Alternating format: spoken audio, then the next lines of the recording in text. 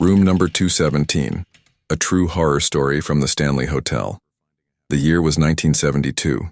Nestled in the cold valleys of America stood a beautiful yet mysterious hotel, the Stanley Hotel.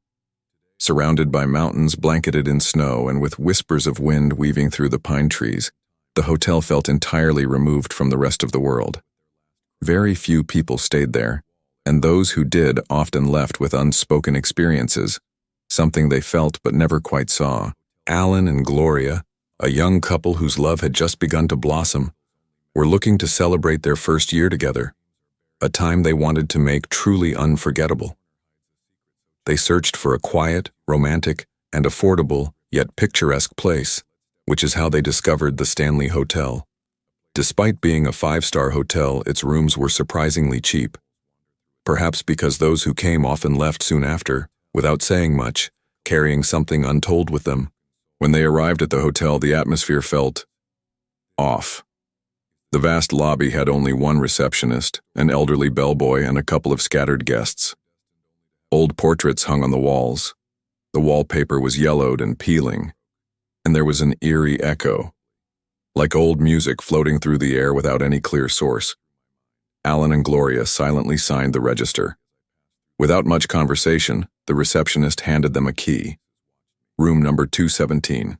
As they climbed the stairs to the room, the second floor was engulfed in absolute silence.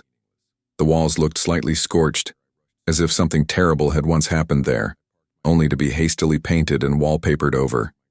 The stairs creaked ominously, each step echoing with a haunting click. Room 217 was immaculately clean, too clean, as if someone had scrubbed every inch with obsessive perfection. The curtains swayed gently, as if stirred by an invisible breath. But being on their first trip together, the couple ignored these small signs. They laughed, talked, and lost themselves in each other's company, until Alan suddenly whispered, "Someone's watching us." Gloria giggled. "Don't be paranoid." But Alan's face was serious. "No, really. It feels like someone's right here, staring." He checked the door. It was locked. He inspected every corner, even the bathroom. Nothing. But when he returned, Gloria was gone. Panicked, he rushed out, only to see her walking back slowly.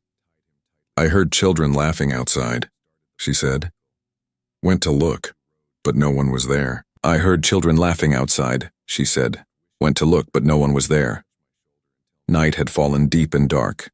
Exhausted, they went to sleep. But at 2 a.m., Alan woke up to the sound of an old woman's raspy voice murmuring in his ears. He jolted upright.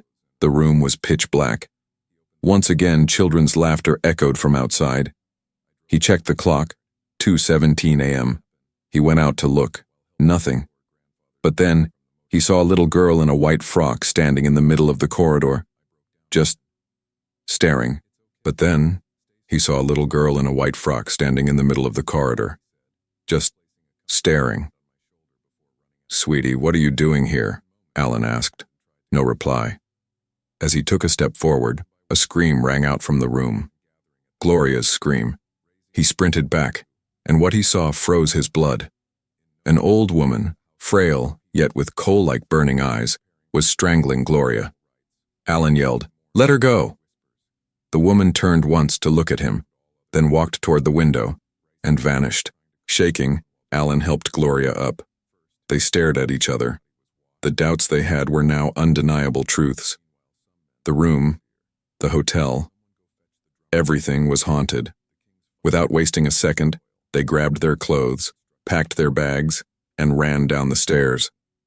The old man was still at the reception. "Heading out this late?" he asked calmly. Alan told him everything. The old man listened quietly, then in a voice as cold as snow, asked, "Room number 217? You spent the night there?" Alan showed the key. The man stared at it deeply. "Who gave you this key?" "The man who was on duty during the day." The old man took a deep breath. "He's new. He doesn't know, but we do."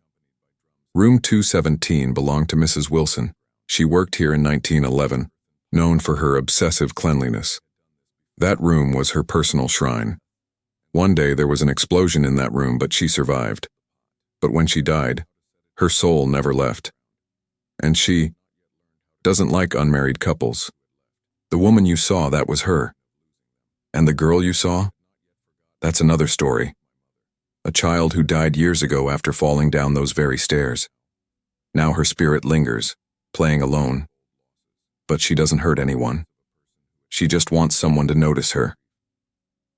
The old man paused, then whispered, "We all know who stays in this hotel, and who still exists here, even if their bodies don't. We don't go out at night. We don't hand out certain keys, because we know they're still here." Alan and Gloria somehow managed to leave the hotel. Snow was falling, and the entire landscape felt even more ominous. They got in their car and silently drove off. But the story didn't end there. Even after returning home, Gloria kept seeing the old woman in her dreams, feeling that suffocating face hover above her as she slept. Alan often saw shadows by the door. They tried spiritual cleansing several times, but every time the same message was repeated. You saw her. Now she will always be with you. As they dug deeper, they discovered that besides room 217, rooms 401, 407, and 428 at the Stanley Hotel were also haunted. Guests had reported seeing apparitions, being awakened at night, belongings moving, and at times, someone sitting by the door, who vanished when approached. Stephen King, the master of horror himself, stayed at the Stanley Hotel before writing his famous book, The Shining. He reported strange happenings, windows opening on their own, footsteps in the bathroom, and nightmares that felt too real to be dreams. Another Hollywood star, Jim Carrey, once stayed at the Stanley Hotel, but fled within hours.